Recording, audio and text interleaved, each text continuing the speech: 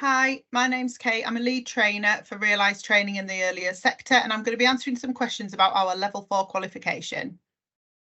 So we offer a Level 4 diploma in advanced childcare practice and management.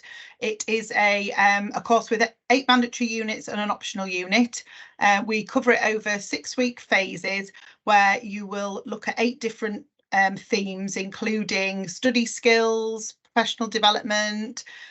We include child development, a longitudinal study where you do a real in-depth look into a child's learning and development. We also look at legislation in safeguarding and health and safety, partnership working, and there's also a leadership and management unit as well. Oh, that sounds great. So you mentioned it's on a 6-week phase and there's 8 learning phases. So how is this delivered and how would I be assessed? So you would have one-to-one sessions with your assessor, your trainer, or every 3 weeks. One session, your first session would be a teaching session where you learn all about the phase that you were studying. And then 3 weeks after that, you would have a one-to-one session. You might do assessments in that session. You might do any discussions that you've planned, have a little catch up to make sure that you're on track with all your work and do any reviews. And then 3 weeks later, you would have the teaching on the next phase. So you would learn about the next phase of your course. Assessment wise, I've mentioned discussions. You might do some written work, you might do share work products, things that you do within your job role, and also there'll be observations of your practice. Oh, wonderful. So how does this differ from the Level 3 Early Years Educator qualification and how will it support my progression in my career? So it's a fantastic step up from the Level 3. You do cover some of the subjects and the areas that you do in your Level 3, but there's no repetition. It's building on that knowledge. It's more in depth. When you're looking at child development, for example, you look up to age 19 and you go much more in depth into atypical development and how factors that affect it. You look at legislation more in depth and whether what you've got in your setting is fit for purpose and covering that. And you also will look at how you support others in their job role. So it is more in that leading aspect of the role.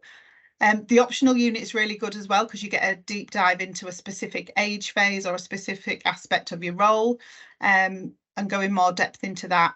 In terms of progression, it's really a really good progression into a senior role. If you're not ready for the Level 5 apprenticeship yet, but you want to progress and develop, it's a really good opportunity to build those skills and that knowledge of leadership and management to be able to move into a more senior role. Brilliant. So have you got any examples or any stories you could tell me from previous learners that have done this qualification? Yeah, so I had a learner, she'd been offered a room leader role but didn't feel confident to take the role, so she was encouraged to look at the Level 4 course to help her with that. She built lots of confidence throughout the course and she felt equipped at the end of it to be able to take on that role, so she's now in a room leader position and really confident. I've had other learners as well who've wanted to move up into room leader positions but weren't ready. So they've used the course again to build that knowledge and the skills so that they were then in a position to be able to be offered a room leader role because they'd had that learning. Brilliant. So what would the cost of this qualification be? Would I get any funding and how long will it take to complete it? So it's a 12-month course. You can complete it earlier, but you would generally need that time to really embed the knowledge and the skills that you're developing over that time. The course is £4,200 and that's payable through a learner loan. So we would help you with applying for the loan through part of the process of signing up, and then you wouldn't start paying it back until after your course and when you were earning over the threshold amount for paying back, which is just over £27,000. So you need to be earning in that bracket before you'd pay anything back, and it would get deducted from your pay. Okay, lovely. So I feel like I'm ready, but what's next? How do I sign up? So you can contact any of us at Realise for an expression of interest form and start the process there, or for some more information, and we would guide you through the process and support you, and within that you would complete that learner loan application. Oh, that's great. Thanks so much for your help, Kate. No problem.